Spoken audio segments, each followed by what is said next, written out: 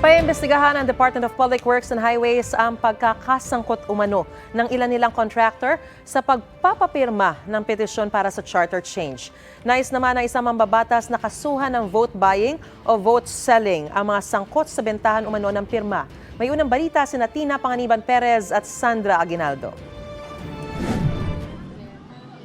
Naatasan ng nakatataas na mangalap ng lagda para sa petisyong baguhin ng konstitusyon si Rachel Galido, leader ng samahan sa Mandaluyong na hiniling niyang huwag ng pangalanan.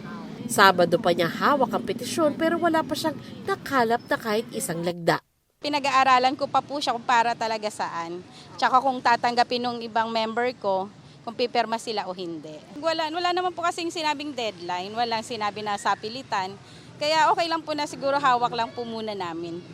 Hanggang sa maging okay siguro yung usapin. Ang petisyon na nakita namin dito sa Mandaluyong City ay katulad din ng mga naunang napabalita. Patungkol ito sa pagboto ng magkasama ng Senado at Kamara para amyendahan ang saligang batas. Pagpapakita ito na patuloy pa rin na umuusad ang People's Initiative.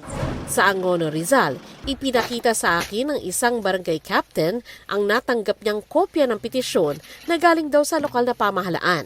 Kalakip nito ang dokumentong nagpapaliwanag sa hinihinging amendment. Sa Pangasinan, may pinangakuan umano ng ayuda kapalit ng pirma. Sabi kasi nila may ayuda daw. Kailangan daw pumirma and then top mark and then yung ID daw is kailangan dalhin. Amendment revisions daw siya. Yung ayuda hindi siya sinabi as pera or bigas. Ang sabi lang is may ayuda on February 1st week or last week daw ibibigay. Ang ilang taga Sorsogon naman, inakalang may ayuda kaya pumirma. Akala ko po para sa ayuda, basta po pinalista lang po yung mga botante sa bahay. Sa issue na 100 pesos per perma, wala po kaming tinanggap na 100 pesos bali sa aligasyon na nagbibigay sa amin ng 100 pesos. Bumili man o botanteng nagbenta ng pirma para maamyendahan ng konstitusyon, balak daw sampahan ng reklamong vote buying o vote selling batay sa Omnibus Election Code. Yan ayon sa kinatawan ng Albay 1st District ang pinaplansya raw ng mga mayor sa kanyang distrito. Pinapahuli rin sa mga pulis sa mga sangkot. Magreklamo yung mga magpapile ng complaint yung mga alkalde na binigyan ng pera at sinabi na kailangan na magpapirma sila ng People's Initiative. Turing naman niya sa balak ng liderato ng Senado at Kamara. Declaration of war against the 1987 Constitution has been launched from two fronts. Pero ang palagay ko, ito ay magiging compromise agreement ng House and the Senate. Most probably it could be brokered by the President. Sa kabila ng utos ng Pangulo na pangunahan ng Senado ang pag-review sa economic provisions ng konstitusyon, tuloy ang signature campaign ng isang grupo.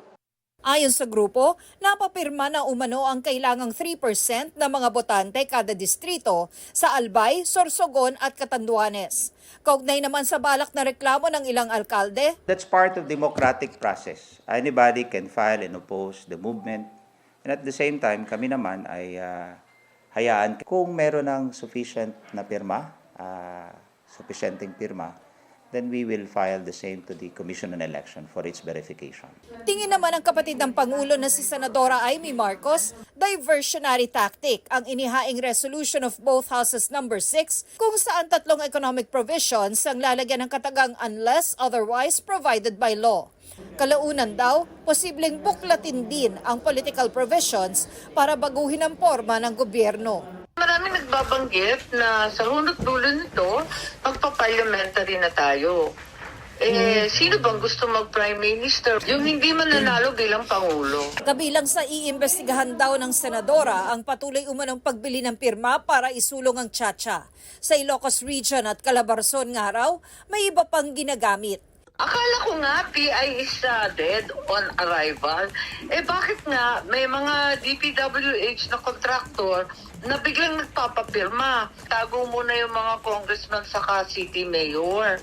Kami na muna magpapapirma para hindi masyadong bistado. Ayon naman sa Media Relations Section ng DPWH, balak nilang i-verify ang mga pahayag ni Marcos sa kanilang mga kinatawan sa mga rehiyon. Wala raw silang kontrol sa mga aktibidad ng kanilang mga contractor kung labas ito sa kontrata nila sa DPWH.